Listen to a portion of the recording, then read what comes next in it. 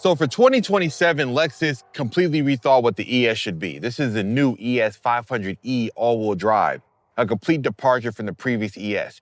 No longer does it have a V6, and there's two different models. This particular one is the all-electric one. So two dual motors, 338 horsepower, 278, 76 to 78 miles of range, and a charging speed of 10 to 80% in under 30 minutes, depending on the right conditions, and a complete redesign or rethink of the vehicle. We don't have the LS anymore, and this basically replaces all of the sedans in their luxury lineup.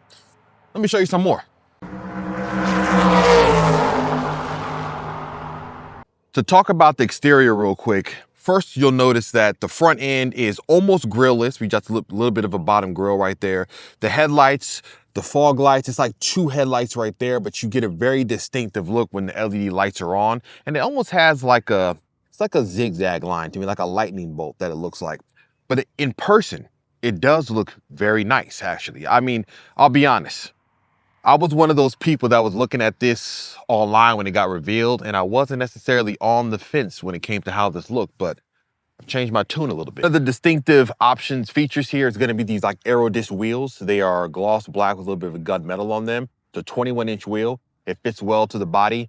A little bit of side marker there, a little bit of a matte black front lip area on the bottom, follows down to the side skirt. The most distinctive feature of this vehicle on the outside of this character line, it's a gloss black line that goes from the front door to the rear door. Then we have these recessed in handles. They're put into the car. You got to put your hand in there to open it, but it cleans up the side profile of it very well.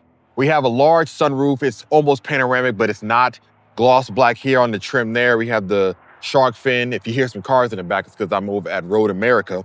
And right here in the back, you get to the back, we have the light bar in the back that says Lexus, the ES500e all-wheel drive sign in the back.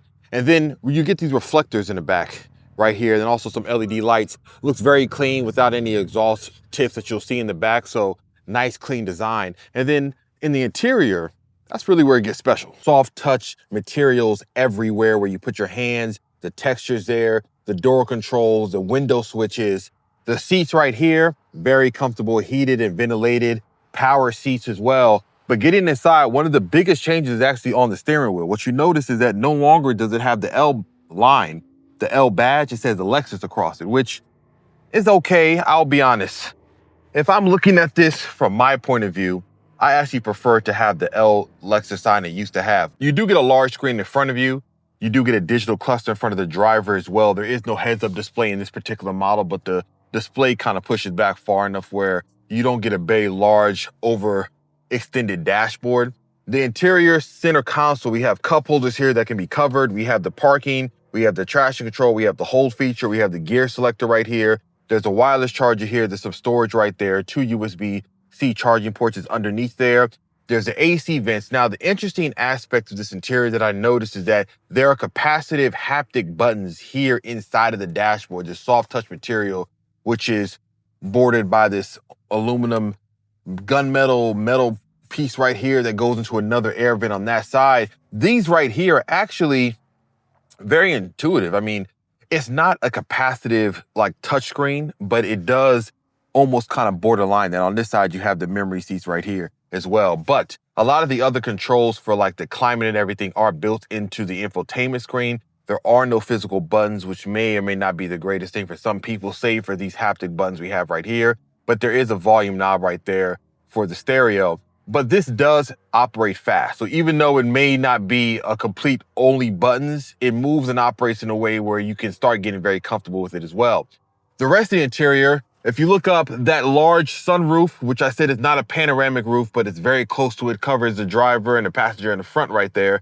And then jumping into the back seat, let me show you that. The back seat area, same amount of quality. We have the same light colored, cream looking seats, soft touch material everywhere. The center console armrest has storage in there. And then if you press this right here, cup holders pop out. We have the AC vents back here, 2 USB-C ports. If you look in the back, you also get a light back there in case you need to see it. And the space back here is actually very good. If I jump in here at my size frame, this is behind where I was sitting comfortably, and look at the amount of space I have to move my legs around. I mean, this is one of the benefits of an EV, or at least in this new ES chassis. They've made it much bigger than the previous year. So while it may still be like the sedan, it can fit a lot. And if you look at me, my headroom is great even with the hat on. So while it's kind of entry-level ES under the LS, this is still very, very much a luxury vehicle. So right here in the trunk, we have a huge amount of space, charging cable back there. You cannot split the seats, but there is a pass-through back there to put some more things.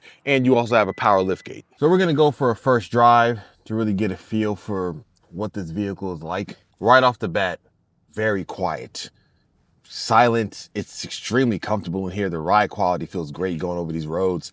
And it's a good seating position. Interesting enough, I have my seat down as far as it can go, and it still has a very good commanding view outside. The feel I get for this is it makes sense in the range of Lexus.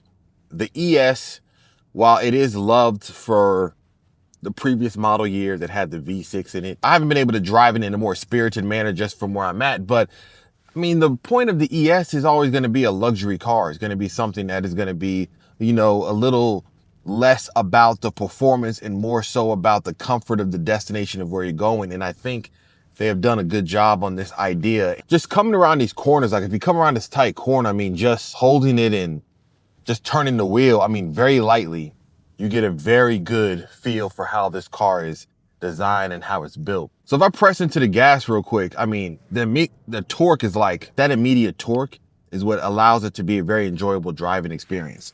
You get to have all the power and performance when you need it, but when you just want to chill out like this, just be quiet, nothing happening, it gets down to this very serene driving experience, and that matches Lexus to the T. In this short drive, I've kind of got a good feel for what this ES is going to be doing for the market.